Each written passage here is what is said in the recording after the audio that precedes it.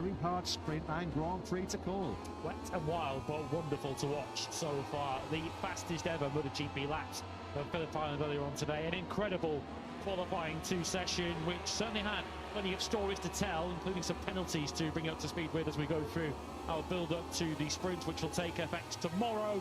Because Marco Bezzecchi has a double long lap penalty to serve tomorrow. The fact that that applies tomorrow, not today, surely means that today is Bez's big opportunity to claim victory, but he will have to overcome the flying Frenchman Fabio Quartararo, as pumped up as I've seen him for quite some time, to take pole position. He's had to wait a while into Assen pre-summer break for his last pole position.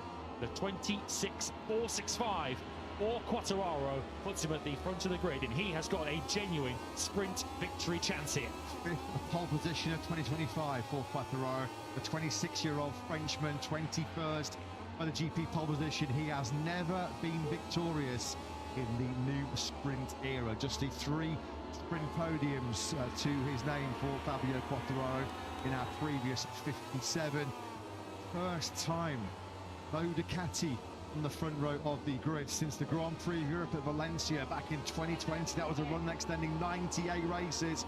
Well, he's called Phillip Miller, and Miller has thrilled the home fans, hasn't he, so far here this weekend. First front row start, as mentioned, in 45 Grand Prix for the Aussie. The first Australian in front of his home crowd to fire away from the front row of the grid since one of the best to ever do it around here, Aussie legend Casey Stoner, all the way back in 2012. Splitting the Yamahas on the front row of the grid is Marco Bezzecchi, who looked the overwhelming favourite for pole coming into qualifying. It was a bit of a fraught Q2 for Bez, it has to be said. Caught some yellow flags for the first of 2 Alex Marquez crashes in qualifying 2, and then was baulked by, of all people, one of his best friends, Pecco Bagnaia, who has been given a 3-place grid penalty for that. That doesn't take effect until tomorrow, so he will start from 11th on the grid for the 63. Bezzecchi starts from 2nd, and there is no doubting that he and that Aprilia have got serious front-running pace. Marco Bezzecchi was red hot, wasn't he, yesterday? Just on Friday, just as he was recently in Japan and over Indonesia. Pecco Bagnaia was not the only rider in a bit of hot water this morning. He bulked Marco Bezzecchi on that run down to turn 4 in Q2, and also a 3-place grid penalty for the Grand Prix tomorrow for South African Brad Binder. He bulked quite badly through turn 7 late on in that Q2 session. Johan Zarco, who was very, very frustrated, and with good reason. Zarco, he was threatening place, wasn't he, in that second qualifying session. That was the moment. Turn 7, you could just see there that blur, that flash of LCR Honda sweeping on through when Zarco was flying. And that's going to cost Brad Binder 3 places on the grid. He will drop down to the head of row 6 tomorrow in 16th place. Binder knew immediately that he'd made a mistake there, immediately raised his left hand in apology to Johan Zarco, but that's not going to do anything to lighten the mood of Johan, who had already got a bit under the collar earlier on this morning in free practice 2 after he crashed at turn 10. Zarco 15 on the grid, one of just 2 previous Australian Grand Prix winners on the grid this afternoon. Last time out in Mandalika, just the 7th rider. Some milestone this for the 35-year-old Frenchman. Just the 7th rider in Grand Prix history to make 300 starts. Some career. Zarco has had, of course, a double Moto2 world champion. Slow online during qualifying, first event of the season. Then for Italian Pecco Bagnaia. 4th time now, the last 6 Grand Prix, Bagnaia is going to find himself starting outside of the top 10. He incurred the wrath of his good buddy Marco Bezzecchi, breaking into the Miller corner.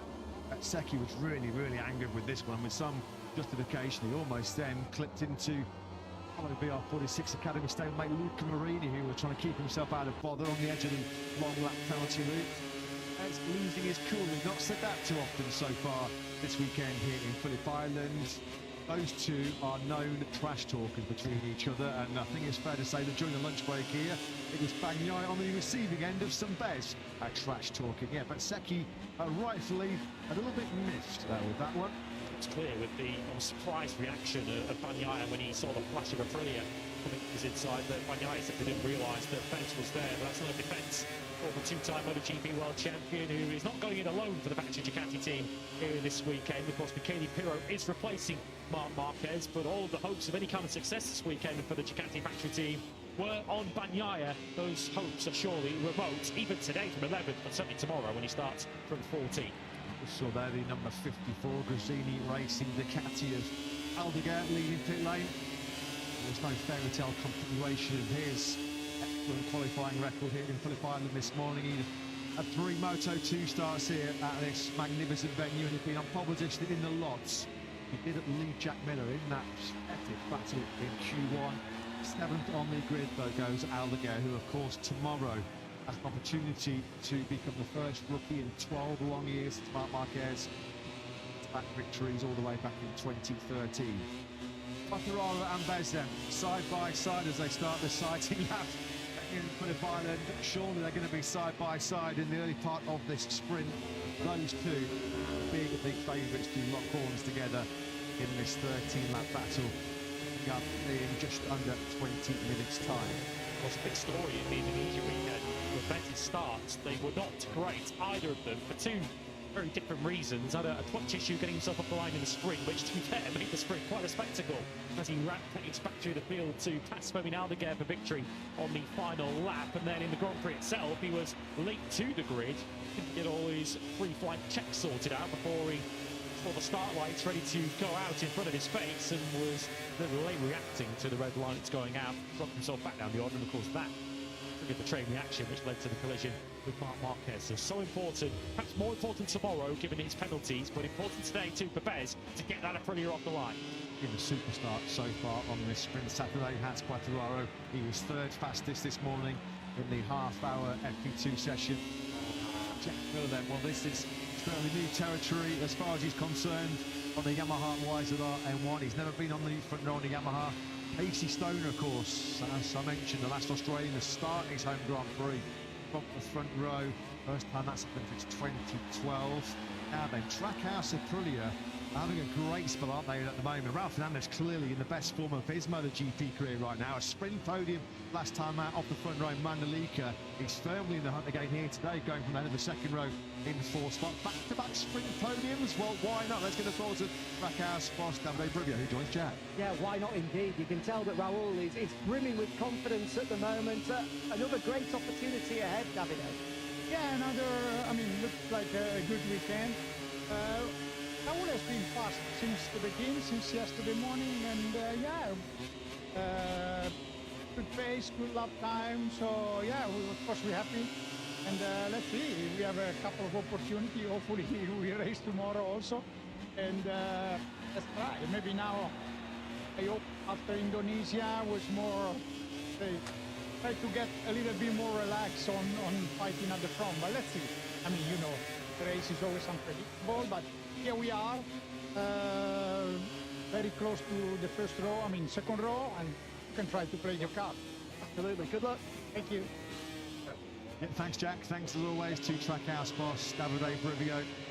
Let's see if Ralph Fernandez can play his cards. Has he got an ace up his sleeve potentially for another sprint podium? He was an excellent second yesterday. What was an outstanding Friday here in Phillip Island, and Aprilia 1-2. Raul finishing pretty close behind Marco Bezzecchi. Pecco Bagnaia, what lies in store then for the Italian? 14th on the grid for tomorrow's Australian Grand Prix. Bit of a fist bump there for Fabio Quartararo. 9th front row start incoming for the Frenchman. In terms of Grand Prix of late for Quartararo, he has scored points in the last 10. 8 of those have been top 10. But the top 6 has deserted him in the last 3. That's since the circuit to Barcelona, Catalunya. Well, that gives you a clear idea, doesn't it, just how close we are to this beautiful rugged coastline here in Phillip Island. At 120 kilometres south of Melbourne, 90 minutes or so from downtown Melbourne. This weather, when it's glorious sunshine like this, there is no better place for golf motorcycle racing on planet Earth than Phillip Island. Alex Marquez had an eventful Q2, 2 crashes in that second qualifying session. Still, though, finds himself in 6th place on the grid, ahead of Fermin Aldeguer. We'll go back down to Jack very, very quickly, shortly. We'll just run quickly through the grid. Quartararo, Bezzecchi, Miller is your front row. Medium front for Quartararo, hard front for Bez and Miller. second row. Difficult to read there, but I can confirm it's Fernandez Acosta and Alex Marquez, despite his 2 Q1 crashes. Fermin Aldeguer 7th.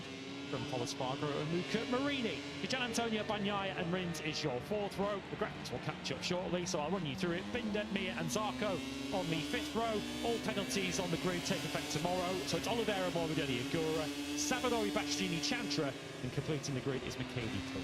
So Alex Marquez looking to cement or secure 2nd place in the World Championship, 6th on the grid. Fermin Aldeguer, Mandalika winner is 7th. Let's go in with the thought to the boss, McKaylee Mazine. Thanks for your patience, guys. Yeah, no problem whatsoever. McKaylee, a huge crash for Alex this morning. Just firstly, how is it? It's okay, 100%. Just not the qualify we would like to do it, but so the thing is that Alex is okay. The other thing that at the end not too bad start from the 2nd row, so we will try to manage a good start and try to recover some position in the few test tracks. I think you had high hopes for Fermin this weekend. Aside from what happened in Mandalika, he's got great form, he loves this place, but it's been a complicated weekend so far. Did he manage to turn a corner this morning? I think that the speed is there, but we struggle a bit to put all together. This is crucial in the MotoGP category, but I hope that we can make a good sprint today, hopefully top 5. Good luck, thank you. Thanks, Jack. Thanks to McKay Massini. Yeah, there was a sense around Alex Marquez's side of that Italian garage. And he got out of jail a little bit this morning. A couple of crashes, as Jack mentioned, a real fast one going into the Durham corner. He tipped up as well at turn 4. So to get away with 2 crashes, still find himself qualifying inside the top 6. It could have been a lot worse as far as the 29-year-old Spaniard is concerned. Escorted then by his wife, Ruby.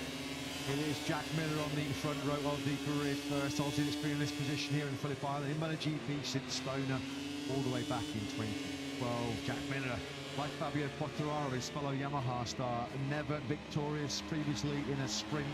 3 sprint rostrums for Quartararo, just a 2 for Miller. Here's at last, of course, when he was on the KTM factory RC16 at the Saxon Ring in 2023. He was the first rider ever to lead a sprint, wasn't he, Miller? Had led the first lap of the first sprint back in Portimao a couple of years ago.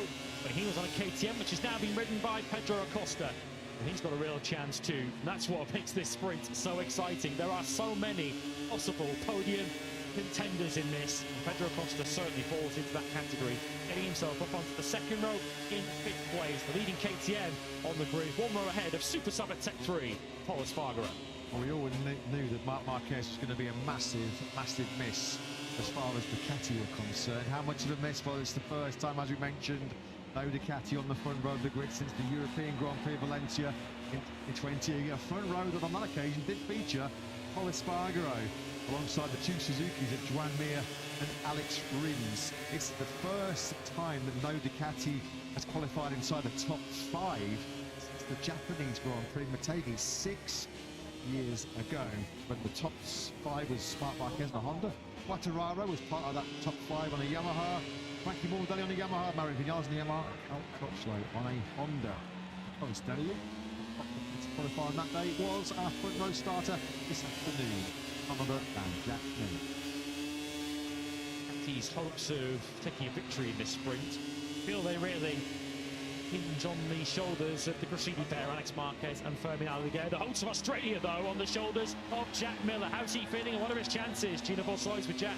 You know, what a day so far for Jack, onto the front row, giving himself a great chance. What's possible today? Sure, for the first roll, it's a great chance. Overall, it was a really great weekend, not only for Jack, also all the Yamaha did a good job. So it means that this track is good for us, a good layout for our bike. But races is also difficult. We know our pace is not really good. We need to improve a lot. Today is a good point to make some data, to get some information, be ready for tomorrow. I think if we are able to make a really good race, top 5 is a great result. Thanks, Dino. Good luck. Top 5, a great result. And as far as Jack Miller is concerned, Jack and the Aussie fans will be hoping for a lot more. Certainly hoping and expecting a lot more in this morning's Q2 session. As Fabio Gian Antonio, he looked in great nick, didn't he, on that Friday afternoon? The Italian, his first MotoGP podium here a couple of years ago. 3rd quickest on Friday, second fastest this morning. So to see Digia stuck down in 10th place in that 4th row, I think he was pretty frustrated, pretty disappointed to miss out in those time attacks. 8th time this season in 19 Grand Prix that he's qualified off the front 3 rows of the grid, and for a bike as good as the one he's got, even if it has been questioned sometimes this year, that GP25 each year should be starting a little higher up the grid than that. But Drew Aprilia ultimately have the superior pace in this Tissot sprint. Marco Bezzecchi goes from the front row of the grid with Ralph Fernandez right behind on row 2. Technical chief Fabiano Sterlachini now talking to Jack. Yeah, Fabiano Aprilia in a great position here. We just heard from Davide Brivio, who said Raul's got a great chance, but it's obvious Marco a huge favourite for this one. Just how important is the start though? After the 2 mistakes that were made in Mandalika, I imagine that's going to be on his mind. Yeah, we saw that they are really important. Yes, for sure we hope that after the disappointed event that we had, we try to fix something in terms of riding and also of the bike in terms of tuning. And hopefully that we can do our normal start as we did in the previous races, where basically we maintain the position. Knowing what's to come tomorrow, is there extra pressure on this one to maximise the points? Not really, because sometimes if you maximize the pressure, then you can, like you say, be over-ambitious and make some mistakes. So the focus is to try to obtain the maximum that we can without this. That's the target. Thanks, Fabiano. Good luck. Thanks, Jack. Thanks to Fabiano Sterlachini. Marco Bezzecchi started the sprint in Misano in front of his home crowd from the front row of the grid. He won the sprint. It's time out in Mandalika. Marco Bezzecchi started on the front row of the grid. Won the sprint after all the start dramas, fighting his way through back from 8th place. 2 then of the last 3 sprints and from the way of the factory Aprilia star. Ruled out in Japan, of course, when he got a clattering of his teammate Jorge Martin in turn 1. Well, so far, Sprint Saturday has been nothing but a rip-roaring success for Yamaha, with 2 bikes on the front row of the grid for the first time in 4.5 years, led by Fabio Quartararo from pole position. Let's get the thoughts of his boss, Mario Marigani, who's with Jack. Mayo, excellent job once again by Fabio this morning, but this feels different to those previous pole positions where I think we knew that the races would be more of a challenge. He's a real contender today. How big of an opportunity? Yeah, the opportunity is big. As always, it will be very important to have a good start. I do believe that okay, the podium is feasible if circumstances will be normal. What he has been able to do this morning, I think, has been something incredible, because if we arrived, we couldn't expect. We couldn't expect to be competitive as we show, but also was impossible to think about the pole position. And yeah, he has been able to put together a fantastic pack. Now let's see what he will show us in a few minutes. Good luck. Thank you. Yeah, let's find out what does lie in store over these 13 laps of Phillip Island from that 5th pole position of the year for Fabio Quartararo. Luca Marini then, well, he leads the Honda charge from the back of the 3rd row, 9th place. It's been a pretty dramatic weekend so far for the factory Honda squad. High profile, a spectacular engine blow-ups at over 350 kilometers an hour for both Joan Mir and Marini so far here this weekend. Pedro Acosta, when we look at some still photos, some still images of Luca Marini's RC213V expiring in about 350 clicks down the Garda Straight, somehow, and thankfully taking evasive action at the last second. That was Pedro Acosta. Lightning reflex. He'd been blind as well by all the smoke coming out of the exhaust of Marini's stricken Honda. No dramas for Acosta then, 5th place on the grid. Keen to see how Acosta fires away from the grid here. We know that the KTM RC16 is an absolute missile off the line, isn't it? An absolute rocket ship. You won't be surprised to see Acosta immediately in the victory hunt earlier. What about the thoughts of his crew chief Paul Chewbacca? Well, it's for Jack. Yeah, he is indeed, and I think you're absolutely right, Bertie, that if Pedro can get this KTM rocket fired off the line and into a strong position early on, then we saw in Mandalika, he's a tough man to get past. Yeah, no, 100%. You know, he's got that skill that makes it very, very difficult to pass him. So he's improving every week as a rider. You know, that was something else he just added to his formula, if you like, you know, to understand everything. And, you know, the big question here will be the front tyre, how it works. We haven't spent enough time on that really to really say that it's we need it. This is clear. And we just have to understand this, how the grip balance changes between front and rear. But other than that, then let's go racing. Good luck. Cheers, mate. Thank you. Thanks, Jack. Thanks to Paul Trevathan. Very close to home, of course, is the Kiwi in this part of the world. 7 sprint podiums so far in his career for Pedro Acosta. Fabio Quartararo from pole position, never had a sprint victory. Jack Miller from third, never had a sprint victory. Ralph Fernandez and Pedro Acosta on that second row of the grid, also without a sprint victory. Is today the day that they potentially break their duck? Fabio Quartararo just getting himself focused and in the zone. See off into the distance, the beautiful Bass Strait, surface paradise around this part of Australia. Spider, what more can you say about Opelicho, the number 44 stand-in for the injured Maverick Vinales, 8th on the grid for Polispargo. Top gate he was yesterday's best qualifying since Argentina, the Master Rio Hondo in the early part of 2022. A shopping trip with his wife to New York. Maybe he should go empty his wallet a little bit more often. Expected to be walking around Macy's this weekend or down Times Square. In the end, he's riding around one of the great Grand Prix venues on the calendar, Phillip Island, 8th on the grid.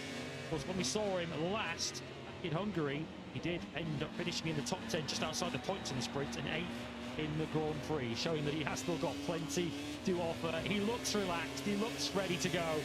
What is going through the mind of Jack Miller right now, the first Aussie, as you mentioned, since Casey Stoner to put it on the front row of the grid in Australia. Is he thinking of a top 5, or is he thinking of a lot more? Only 2 rounds so far this season where Miller on the Prima Yamaha scored points in both the sprint and the Grand Prix. Factoring and Silverstone scored just 8 points across the last 6 rounds. It's been a bit of a tough time for Miller since we came back from the summer break. The good times though, he thinks are rolling back at Yamaha with the imminent arrival of the V4 engine package. Back, of course, under a contract for 2026. And when I spoke to him in the pre-event press conference on Thursday, he said the best of Miller is still to come. Feels like his best years are ahead of him. Front row of the grid then here for this Australian Grand Prix sprint. 13 laps of high-octane drama coming your way here at one of the fastest and most spectacular tracks on the calendar. Jack Miller, his first front row start since Japan in 2023. First time he's in the top 3 on a Yamaha. Marco Bezzecchi goes from the middle of the front row in second, but it's Fabio Quartararo with an all-time lap record. The Frenchman flying in Q2 this morning. He's on pole in Oz.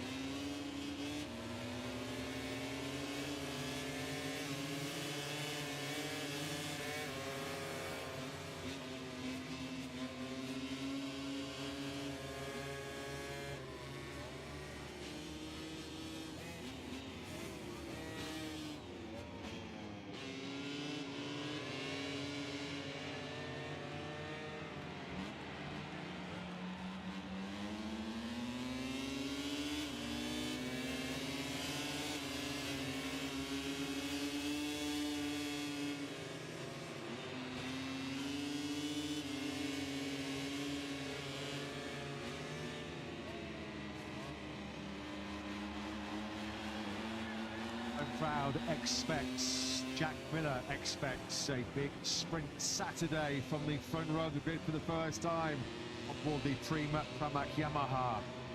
2 Yamahas on the front row of the grid for the first time in 4.5 long years. This is a bit of a novelty front row of the grid, folks, here in Australia, because for the first time in nearly 100 GP races, we do not see a Ducati featuring on a front row, which we led away by Fabio Quartararo, starting from pole position for the 21st time in his Premier Class career.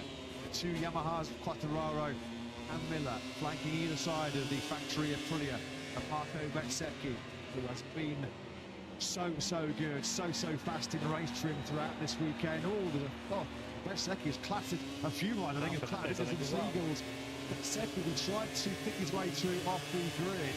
There was a flock of seagulls on the line. I mean, that was a flock of seagulls there that were sort of gathered just off the start line. We saw Bezzecchi duck for cover. It looked like clearly he made contact on the factory Aprilia. Let's hope that there's been no sort of serious damage to any of the motorcycles. Bagnaia there dropping further back.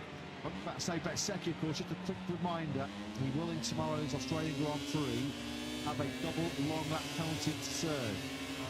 Second row featuring Ralph Fernandez, Pedro Acosta and Alex Marquez. Alex Marquez won the floor twice in that dramatic Q2 session this morning. No Ducati on the front row of the grid since the European Grand Prix of 2020. No Ducati in the top 5 on the grid with their best start, Alex Marquez in 6th place in 6 years. Are we today, for the very first time, going to have a sprint finish without a Ducati in the medal position? That has never happened before. In all of our previous 57 sprints, Ducati have picked up at least 1 medal. And we go then into the time first gear turn 10. This would be a very good early overtaking hotspot. If you fancy being aggressive as these riders do, is in their DNA, of course. Casey Stoner, he was the master of Phillip Island, wasn't he? Undefeated between 2007 and 2012 on the combination of Ducati and Honda. It's always a case of, well, who's going to finish second in the Australian Grand Prix when Casey was at his prime and at his best around this magnificent circuit. Now we're about to get the green flag clearing at the back and on the glorious clear blue skies here in Phillip Island. Away in the 19th sprint of 2025. We're racing in the sprint here in Phillip Island. It's a great start for proposition by Fabio Quattraro, but even better on the other Yamaha is Jack Miller. But look at Alex Marquez, what a start by the number 73, who's come from 6th place on the Guinness. Not the whole tarmac open up for Alex, who leads here. Ralph Fernandez is in 2nd place, trying to go around the outside. Miller tops down with Bezzecchi as they go through the southern loop for the first time. Quattraro from pole back in 5th. Quattraro got too much wheelie as he was trying to lead the grid, just got all bogged down and lost momentum on the run down to turn 1. He's also going to lose a place to Pedro Acosta. So it is Ralph Fernandez who leads us into Miller Corner for the first time, with Jack Miller back in 4th. Second row was the place to start, wasn't it? As Alex goes in hard, goes in wide on the brakes into the Miller Corner. So that allows Bezzecchi up into 2nd place. Ralph Fernandez and Alex Marquez started the sprint 4th and 6th respectively. They both led it. Fernandez is pulling out a bit of an early advantage here. 4/10 already over Marco Bezzecchi, who sits 2nd. Acosta didn't get the lightning start we expected from him. He's actually dropped a place. Yeah, Alpha also struggling. He's been picked off by Gian Antonio. He's trying to fight back through now on the Digit further back. You can see those two.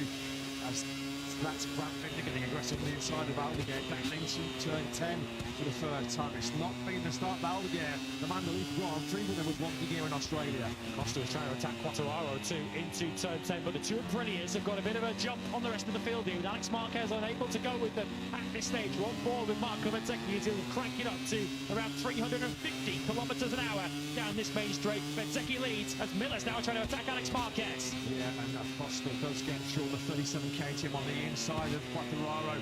A slipstream coming into play there this morning in Q2. There was a massive gulf between the KTM and Fabio Quattararo's factory Yamaha down the Garden Straight. 15 kilometres an hour. Quattraro was giving up. Crash in the background coming into turn 2. Brad Binder is dropping down the yard. He's got a penalty to take tomorrow, and he's crashed at the southern loop on lap 2. On Friday afternoon, it was an Aprilia 1-2 as Costa's getting really busy here. Early on, he sent it on the inside of Miller going into the Miller corner.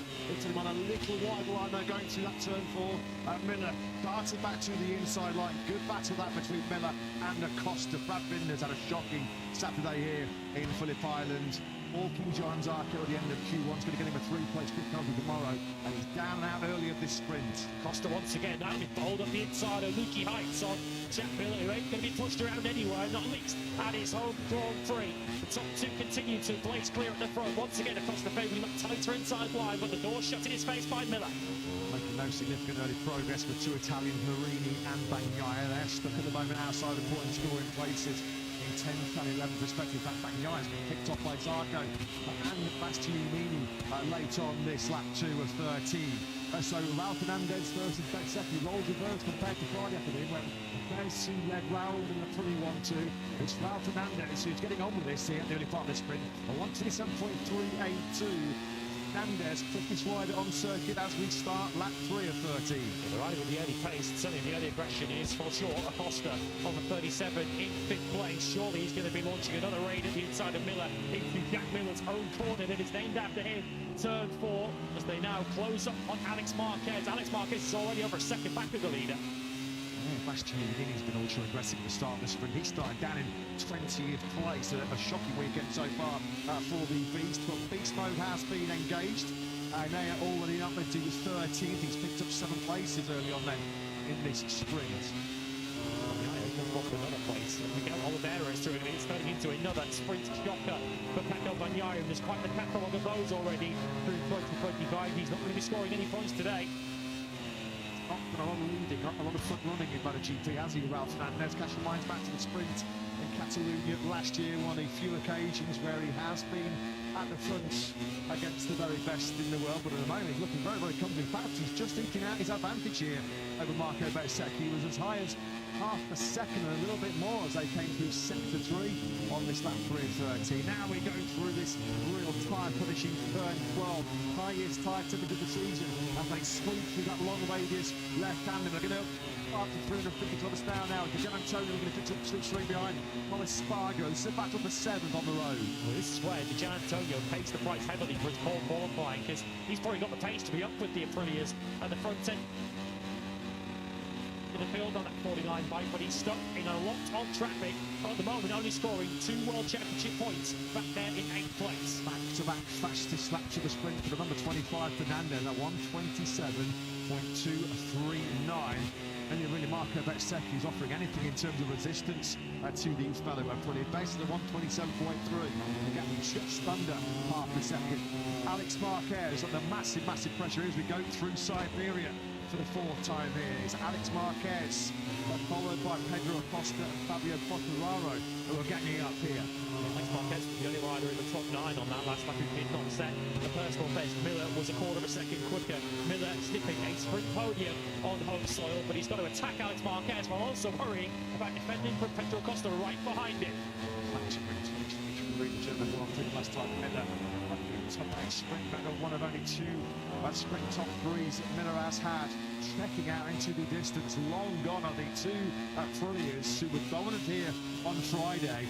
Bezzecchi's 1.5 seconds clear of Alex Marquez in 3rd place. Alex got it all on here, only to defend against Miller and Acosta. Bezzecchi has now found his rhythm. He's got into his groove. 1:27.134 is now the fastest lap of the sprint. But Miller has got through, but with that extra slipstream sucking him into the 3rd corner, he ran in a little bit wide. Alex then back up into P3. Quartararo just a little bit detached from the back of this trio, running in 6th place. He's got Paul Spargo around about a second back in 7th. He's still holding Gian Antonio back. They're still battling for 7th and 8th place. And it's an all-Honda battle for the final points at the moment. Marini versus Mir. Bezzecchi now is really starting to close in on that rear tyre of Fernandez. The 2 Aprilias are running right here in this Phillip Island sprint. They just moved out of your picture there, the 2 of them going through turn 6. It's Siberia right here. Late on in last year's sprint when Acosta had a real vicious off-throttle high side, a shoulder injury which forced him to miss the Australian Grand Prix. At the front then, Fernandez 3/10 clear of Bezzecchi. Just off this battle for the final place on the podium, it's still the pole star of Quartararo. Good sort of high 1:27s, but nothing at the moment. It's Miller. This is lovely. That's just the classic first gear block pass down the hill into turn 10 from Alex Marquez. Nothing Alex could do about that. Superb that by Miller, and he's now back up into that top 3. But is he going to be exposed now with a Ducati and a KTM right behind him coming on to the main straight? The 2 factory Ducatis, by the way, are now last and second last. Bagnaia 20 and Hiro 21st. The less said about them now, the better. On board then with Acosta. Looking at the back of Alex Marquez. Are they both going to come through on Jack Miller? Certainly Alex Marquez is. What's Bagnaia doing? What on earth is going on? That last, I think, was a 1:34.4. It was the slowest rider on the circuit, slower even than a test ride in Michele Tiro, with the greatest respect to Michele Tiro. He's now under 1:31s. Been 5 laps into the sprint. Bagnaia is 15 seconds away from the lead. Ralph Fernandez at the front of the sprint is just in a 1:27.387. Pecco Bagnaia a 1:30.7. Miserable existence out there this afternoon for Pecco Bagnaia, another sprint shocker. He will have no say in who wins this sprint. It's going to be in a prettier conversation, isn't it, between Ralph Fernandez and Marco Bezzecchi. Bezzecchi has form at denying a young Spaniard a maiden sprint win. He did that to Fermin Aldeguer in Indonesia last time out. Is he going to deal out some similar punishment to Ralph Fernandez today? Massive shout out to Bastianini, who briefly took 11th place from Aldeguer. Aldeguer has just snatched that place back. Oh, Bezzecchi goes charging on down the hill in the turn 10. It was almost disaster there. Friendly fire between the two Aprilias. Now then, is that gifting here? Ralph Fernandez just the breathing space that he needs. Down the hill they were going, attacking hard in the front end into that turn 10. The first gear right-hander. A big mistake there then for Marco Bezzecchi. Costing around a second, I reckon, that pass. We'll see as they come across the line now. As once again, Alex Marquez, Miller and Acosta. Acosta might take the pair of them here. It did cost Bezzecchi a second. He's now 1.1 behind. Acosta takes 2 into 1, and he's now up into the podium positions. Acosta was already on top of the fastest motorcycle in Grand Prix history. He doesn't really need the aid of a 2-bike slipstream down the Garden Straight. That's exactly what he got, and he used it to do the max, didn't he? So now Acosta then up into the bronze medal position. Bezzecchi just going to try and regroup here. A 127.5 from Fernandez, a 128.4 after that big mistake by Benz down the hill into turn 10. Bagnaia's pace at the moment just yo-yoing off the scale. He's now all of a sudden gone from 131s back into the high 129s. So this is the seagull at the start, so it nearly hits Marco Bezzecchi in the face. You can see some feathers there on the cables at the front of that bike. Part of it is still stuck in the front aero, so that is not exactly making that Aprilia any quicker. Yeah, additional wings that he did not want. And this is now the mistake down into that turn 10. He backshifted down into first gear. We saw that Maverick Vinales in an epic late fire with Marc Marquez, crashed the factory Yamaha a few years ago. That's coming straight back at Ralph Fernandez here. So Ralph Fernandez reprieve might be a rather brief one already on this lap. Bez has taken half a second out of Ralph Fernandez, who's just demonstrating it to me. Even with a straight seagull locked in his front aero on board that Aprilia in clear air, Bezzecchi's just on a 127.122, the fast lap of the sprint, and he has cut Ralph Fernandez lead in half. Coming back for the second back, there will be a feather in his cap as well as a feather on the side of his factory Aprilia. Bagnaia at the moment is stuck behind Songkyak Chantra, and only Michele Firo is currently behind the double MotoGP World Champion, who once again now is back in the 130s. He's 20 seconds now behind Ralph Fernandez. I mean, there's going to be some serious questions that are going to have to start coming away, aren't they? Pecco Bagnaia right now, what on earth is going on with the 63? It feels like we've been saying that a few times in the second half of 2025.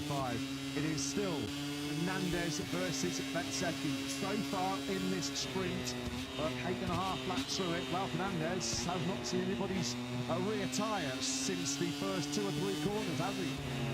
Just see as he comes through the shot, you see seagull still in the front of Marco Bezzecchi's Aprilia, so he's having to grapple with a bike that surely can't be handling all that well, but he's still doing fast slaps the sprint with it. But Ralph Fernandez, who did come very close to winning a sprint in Barcelona last year, crashed out of the lead. Of course, a week on from a couple of weeks on from his first ever sprint podium. Can he go more better and turn a sprint podium into a sprint win today? Bezzecchi released him that seagull around 50 kilometers an hour. Leading the grid. We have no riders to hit seagulls on this final circuit at over 250 kilometers an hour, which is a pretty unpleasant experience for seagull and rider, of course. Fernandez are now tipping into the third corner. Here comes Bezzecchi closing in, and they flick it left now through the southern loop onto the early part of lap 9 of 13. The Gian Antonio now has just picked up the pole start to Quartararo. The Quartararo's victory homes, well, they never really materialised after a rather poor start from that pole position of the season. The Gian Antonio then now up into P6. Oh, nearly went into the back of him again there. Once again, Bez going in hot. This time, though, he is able to bring it back round to a rather late apex. Ralph Fernandez is not exactly going slowly here, even though Bez called him quickly. Fernandez is still doing mid-27s, which is way faster than anyone else on the racetrack, not named Marco Bezzecchi. Of course, Bett's on a bike, he'll know he's got the same strengths and same weaknesses as Ralph Fernandez on the same Aprilia. If you are trying to work out a way to defeat Marco Bezzecchi in tomorrow's Australian Grand Prix, it might be a blessing for you that he has to serve the 2 long laps, which are going to cost him at least, aren't they, 4 seconds. This time around, there is no big mistake on the braking zone down into the first gear, turn 10. Just got to be patient here, hasn't he, Bez? It doesn't look like late on in this 13-lap sprint he's got the superior speed. Fair play to Fernandez, though. He really is toughening it out right now for Trackhouse on course for back-to-back sprint podiums. And it does look like, doesn't it, for the very first time in the sprint era, we're going to have a podium that does not feature a Ducati, because Alex Marquez is half a second at the moment behind Pedro Acosta in third. Here comes Bez into the southern loop we go on that change of direction on the flip-flop. This looked like it was a matter of time. This looked like it was a move that was coming. Bez makes it at turn 2 on lap 10. And does Ralph Fernandez have any way of fighting back at that one? Look at the gap already. Bez has pulled out as they go through Stoner corner. Already a quarter of a second clear from Ralph Fernandez. Surely the team will be making him aware that he's got 3.5 seconds of empty time out behind him. Back to Pedro Acosta. There is a very safe second place here. Ralph Fernandez is prepared to settle for it. One of the big battles that's been raging throughout this sprint. There was an unlikely one as well, given the fact that they started 13 places apart on the grid between Aldeguer and Bastianini. Those two have just put in their PB laps in this sprint. Sadly for the pair of them, it's outside of the point scoring places right now. The Beast in 11. Gian Antonio's really coming at this podium group quickly. He's doing 27.8. We know he's got the pace. He just didn't have the qualifying position. Of course, got stuck behind Paul Espargaro early on. This is Fabio Gian Antonio passing Fabio Quartararo for 6th place. This was at the start of the previous lap. But with the Costa running 27.8 in 3rd place, Gian Antonio is not out of this podium battle yet. That's no contest when Gian Antonio's best speed through the speed traps so far in this sprint is 10 k's faster than Fabio Quartararo's factory wise in R1. Towards the tail end of the point scoring places, this is some battle racing, isn't it? At the moment between Paul Espargaro, who is 8th, is Marini for company on the factory Honda. Just behind him is a 36 Bike Mears, looking a bit nervous on the front end, but he tipped it into the third corner. That is Bastianini, who's done so much work to get himself into this point scoring position, especially with some save by the Beast, if he wants to get himself into the top 9. Where was this the rest of the weekend? Tapper will be asking, because clearly the pace has got some pace, he's certainly got some spirit now on board that Tech 3 KTM. So Paul Espargaro at the moment defending a 2-point position in 8th place, and the two factory Hondas still locked together in their battle for the final point, 9th and 10th. Gian Antonio just did a 27.5. He was the best part of half a second quicker than that podium trio up ahead of it. This is over. This is over as a contest, it looks like, unless there's another error coming the way of Bezzecchi, which feels unlikely. He's nearly a second clear now of Fernandez. Here is Pecco Bagnaia. Aldeguer. Well, Fermin Aldeguer, we'll talk about the highs and lows of a Grand Prix motorcycle racer. Less than 2 weeks ago, the ultimate high of being the second youngest rider in MotoGP history to win behind Marc Marquez. Siberia's a rapid old get-off. Losing the front there was Aldeguer. This then is the battle between Fidja and Alex. This is a battle for 5th place. Can these two do anything to preserve Ducati's unblemished podium record in the sprint era? Here comes the Gian Antonio, as mentioned, is over at the front. Bezzecchi is now 1.3 seconds clear of Ralph Fernandez. Ducati's only home for the sprint podium here. It's Fabio Gian Antonio. Through he comes. And Alex Marquez, of course, we have seen some late rallies and sprints before from Ditya to take a podium. 6th now becomes 5th. Luke Marini has finally got through on Paul Espargaro. What a job that Paul is doing there in 9th place. Marini then just put the factory Honda up into 8th place. Smear completes the top 10. Here is Acosta. This is not a given, isn't it? He's going to hang on to this 3rd spot at all. Just like he did in the Indonesian Grand Prix. It's so hard to overtake. He's so stubborn. It's such an absolute animal, isn't he, on top of that factory KTM. He's just so good. Making attack and defence at the same time. Miller, Alex and the Gian Antonio all over his rear tyre. Yeah. One thing to sit on Acosta's rear tyre, it's a totally different ball game to try and pass him. He's got riders behind who won't lack motivation. I guess the problem Miller's got is that Yamaha is very good through the fast corners, but doesn't have the straight line speed to rival the KTM, so he can get into the slipstream of Acosta, but even in the slipstream, cannot get past it. Fair play to Miller, though. At the moment, he's well on course, well on check to be the top Yamaha in this sprint. He would love it. He would love it if he was able to take a podium here in front of his home crowd. We're on the last lap. Marco Bezzecchi completely checked out. Gian Antonio trying to find a way through. How late is Miller on the base? How good was he through turn 12 to make sure he did not leave himself open to an attack from the number 49? Bezzecchi 2.2 seconds clear Ralph Fernandez, who's named very lonely but very safe at second. Well, Miller has had plenty of time to think about how he's going to pass Pedro Acosta. Is there an actual answer to that question? It would be quite fitting if he was to take it at his own corner, wouldn't it? Miller corner comes next. 37 ahead of 43, but Acosta with a defensive line holds the middle of the racetrack and no way through for Miller. Well, clear signs for the field tomorrow are Aprilia look unbeatable, don't they? Phillip Island, they're going to cruise. They are strolling to a 1-2 in this 13-lap Australian Grand Prix sprint. It's all then late on for Jack Miller. Turn 10, probably the last opportunity he will have to send it on the inside of Acosta. They now come through turn 8 and 9, climb up through Lukey Heights, building, trying to carry some of that famed Yamaha corner speed. Is Miller. He's surely going to dart to the inside line. Acosta goes ultra defensive, nothing that Miller can do. Side by side now with the Gian Antonio. Surely Yamaha will not be able to slip through the KTM down the Gardner Straight. Marco Bezzecchi, oh Miller, that's brave. That is super brave. Looks like it's not going to work out. To the podium. It's been a Bezzecchi blitz here though in Phillip Island, despite the mid-sprint mistake. He wins for the third sprint in the last 4 Grand Prix.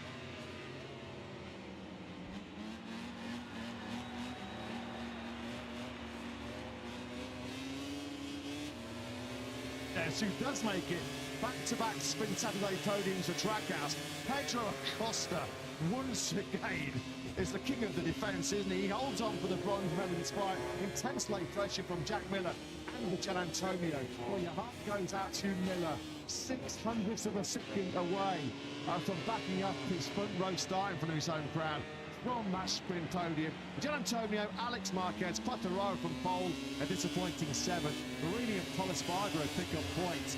Bastianini came through from 20th to 10th and was only half a second away from the point scoring places.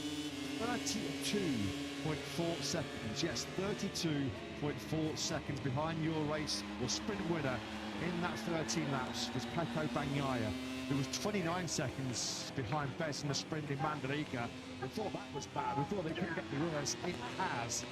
Bezzecchi though, with an extra passenger unfortunately on board that factory Aprilia.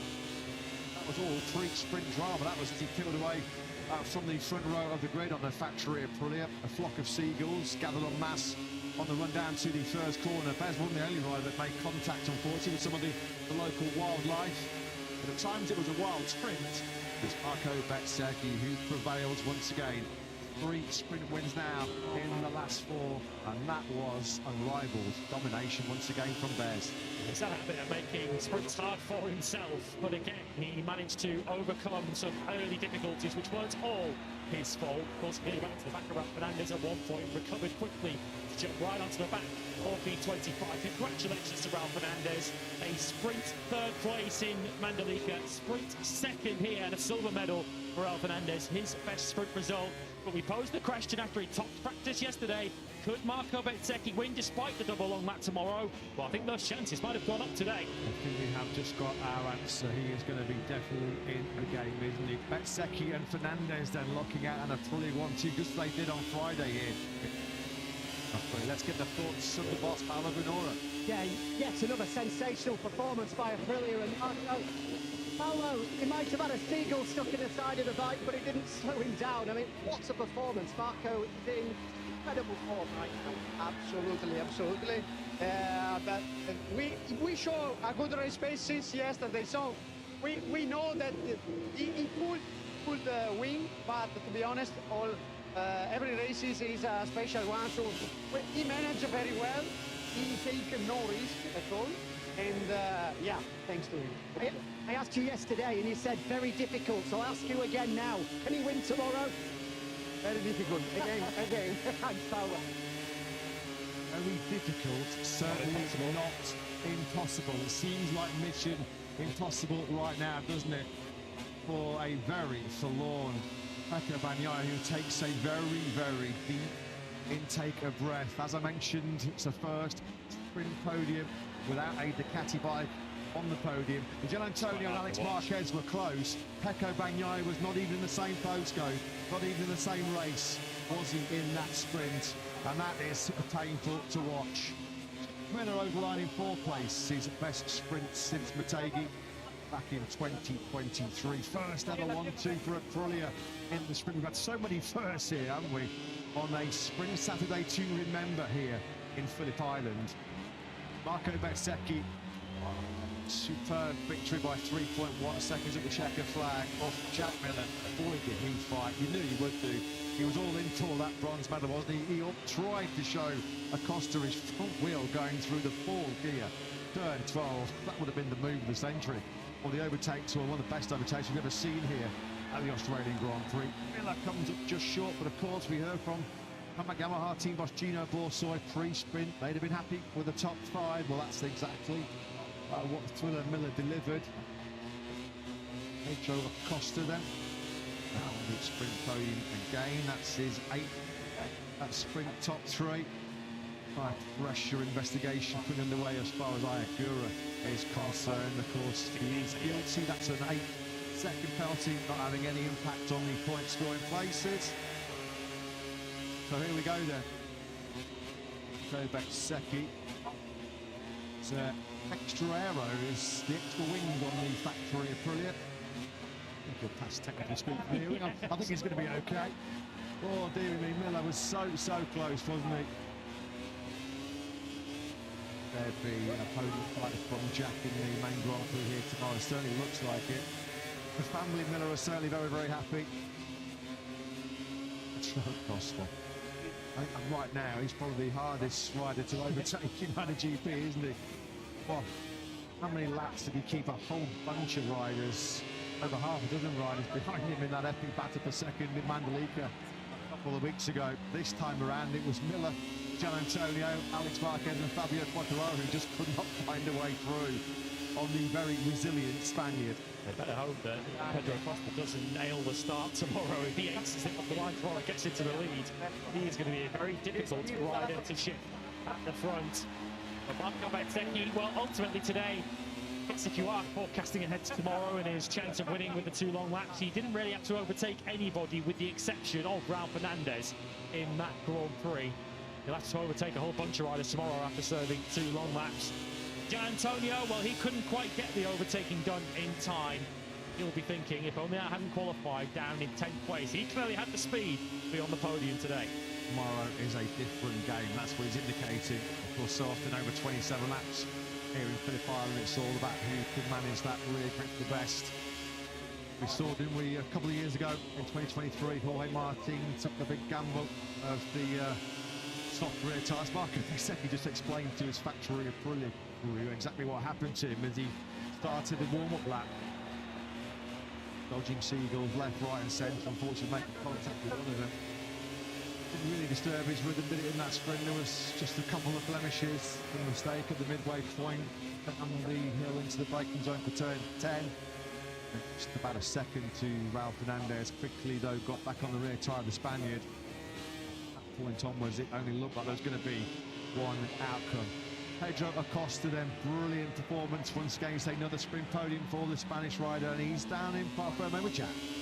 You are riding efficiently at the moment. Once again, another race where you must be the toughest man on the grid to get past. Just how satisfying a podium is it? Yeah, super happy. Even it was not our weekend, it looks like, even after yesterday and today, P2 was not great, but thankfully we was able to qualify in a good position. And then, you know, just the race is just fight, you know, and I don't know, I think we are managing quite well this second part of the season. The team is making a super job. Even in this kind of track that normally we suffer a lot for this. Also, Danny and Paul, that looks like they are, I mean, we have the greatest testing in the world, you know, minimum in MotoGP. So we just thank to all of them, and let's try to improve a bit for tomorrow. Yeah, well done. Thank you, boys. Yeah, it was another fantastic performance by Pedro Acosta. He really has clicked into gear as in the second half of this season. It's been, fair to say, at times a strained relationship between the Spaniard and KTM management in the early part of this season. He's looking to maybe try and engineer a move out of KTM. Something like the Canada squad. That's a full sprint podium in the last 8 rounds for Acosta. He's going to be one of the big contenders, isn't he? In tomorrow's 27-lap Australian Grand Prix. Could he pull off 2 long laps and still win the Grand Prix here tomorrow? Well, one of his big challengers, one of his big contenders will be Ralph Fernandez. His back-to-back sprint podium in 2025. The Trackhouse star, and he's with Jack.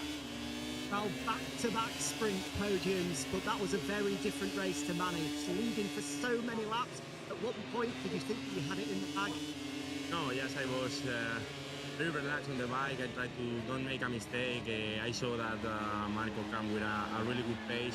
I tried to make my maximum, and when I saw that I couldn't follow Marco, I just tried to survival, because in this kind of track you need to survive with the rear tire. But anyway, I'm really happy, thanks to my team, to my family. I think this is very important for all of us, and yeah, let's try to keep in this way, because also in Mandalika we get a really good result. So let's try to enjoy the moment. Great ride, well done. Thank you. He should really enjoy the moment, shouldn't he, Ralph Fernandez?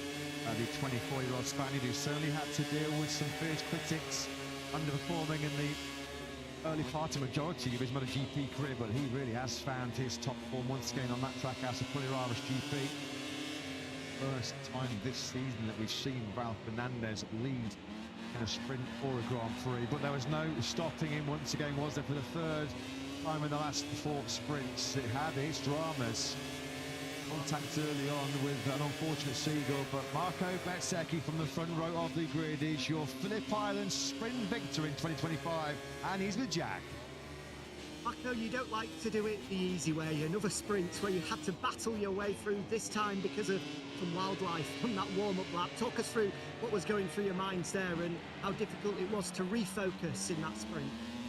Yeah, it was pretty hard, because at the beginning I hit a big bird, unfortunately for him especially, but also for me, because I got scared.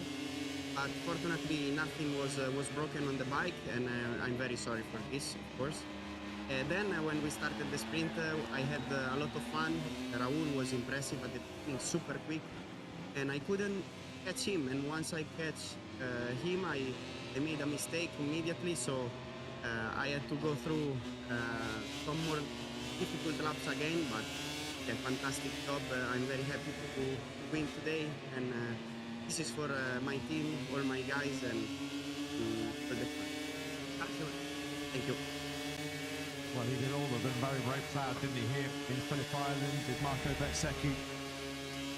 This is the start then, as the 22 riders peeled away from the grid at the start of the sighting. That more, Fabio Quartararo is one of 2 riders. Look at this from Bezzecchi. He ducks down once, he ducks down twice.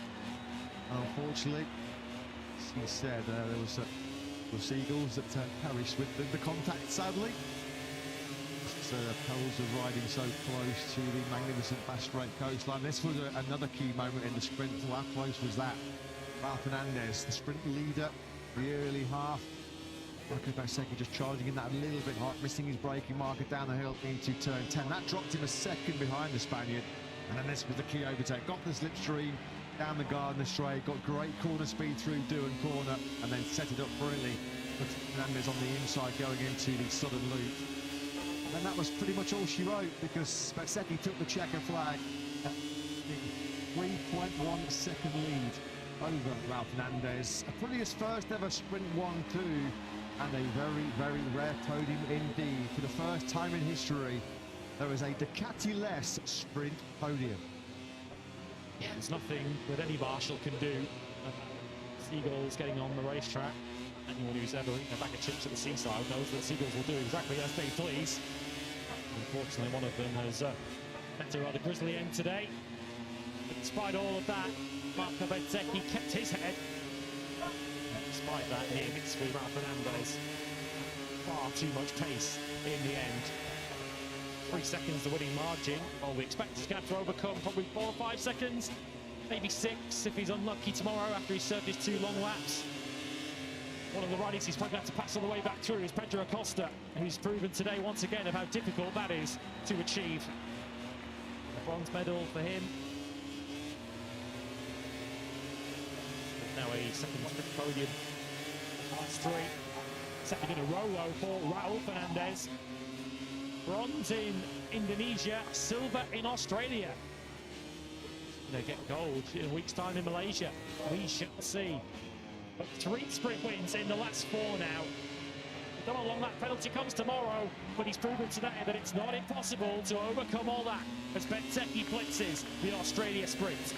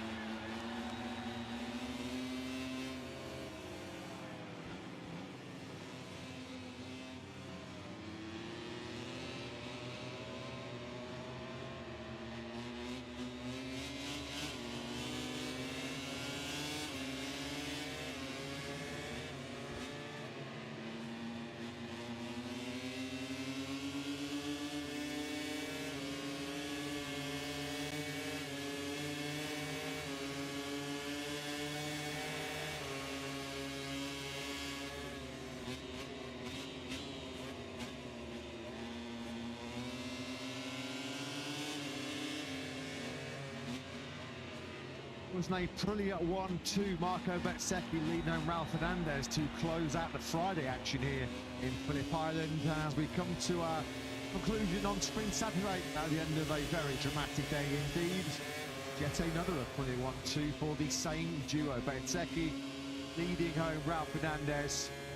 All trouble back in though tomorrow in the 27-lap Australian Grand Prix, doesn't it? As Marco Bezzecchi for his first lap contact with Marc Marquez over in Mandalika 2 weeks ago. We'll see him have to complete 2 long laps in our feature Grand Prix tomorrow. To keep in mind, of course, all of the race programme here tomorrow has been pushed back by 1 hour. So wherever you're watching in the world, it all kicks off with Moto3 over 21 laps at noon.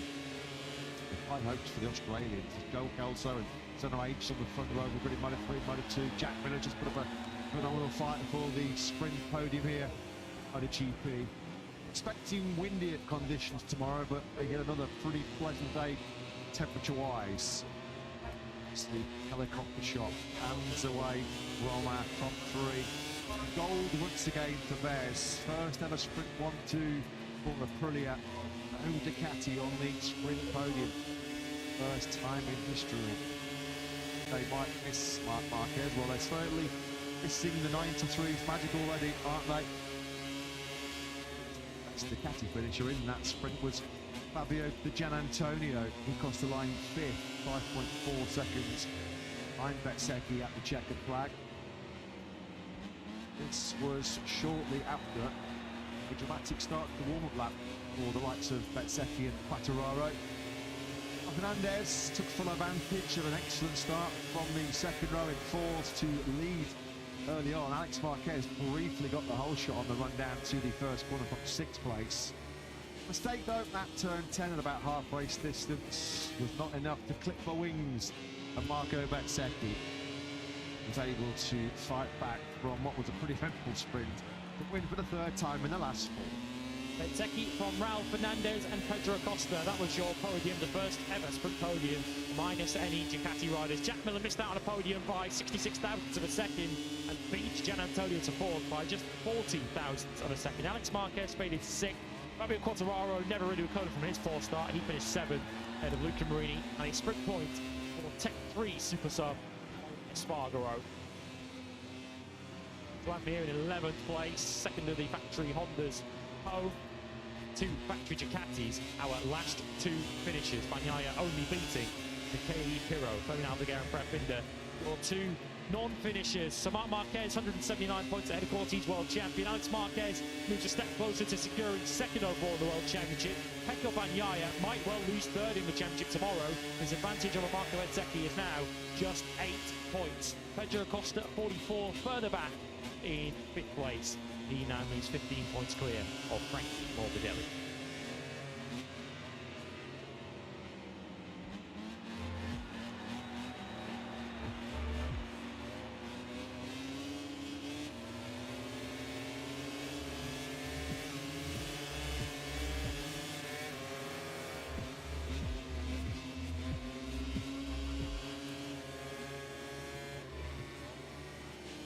Constructor standings. the main battle really is for second now in the constructors' standings, and Aprilia have certainly strengthened their case with their victory today. They're 33 points clear of KTM. Scatti Lenovo scored nothing today. They are already the team's champions. Grassini set to finish second, VR46 a comfortable third, 63 clear of KTM. Aprilia now 32 points further back in that battle for fourth. The big change today, Trackhouse, courtesy of Ralph Fernandez, moved up a spot into second.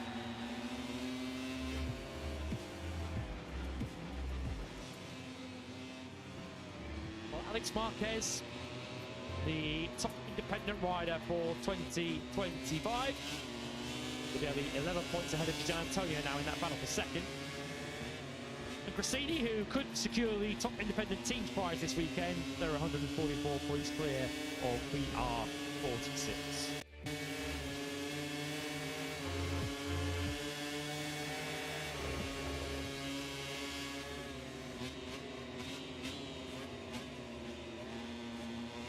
Has left the grid for the Grand Prix itself. We'd already had drama. Marco Bezzecchi connected with a seagull, leaving the grid on the warm-up lap. Play that the factory Aprilia won that particular duel. Harry Pottuaro, though, with a nightmare start to the line. It's whether he did have his front ride height device engaged, given that he had concerns over that yesterday. We'll find out for sure from him a little later on. It was Fernandez through the southern loop who managed to secure the early lead from Alex Marquez. Top two Aprilia's street clear, leaving Alex Marquez to battle Jack Miller for the final place on the podium. Pedro Costello joining the action, and a double slipstream saw him get right to the thick of the action. They went wrong for the Aprilia pair at the front as Bezzecchi nearly clattered into Ralph Fernandez. The three-way fight for third place, and the double slipstream paying dividends for Pedro Acosta, who passed both Jack Miller and Alex Marquez.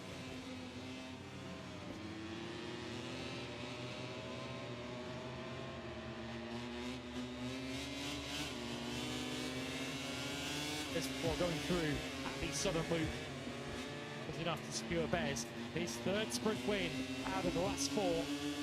Over now again, who he denied on the final lap in Indonesia. Once again demonstrating his undoubted class, and could he get through the double this weekend? It's a double long lap penalty that Marco Bezzecchi has to serve tomorrow, but might he yet still win anyway? That could be one of the big stories to follow in tomorrow's Australian Grand Prix. A reminder, we're underway an hour later tomorrow, so the MotoGP Grand Prix is underway at 3 p.m. local time. Can Bez do the impossible and overcome the double long lap? We will see you to find out tomorrow afternoon.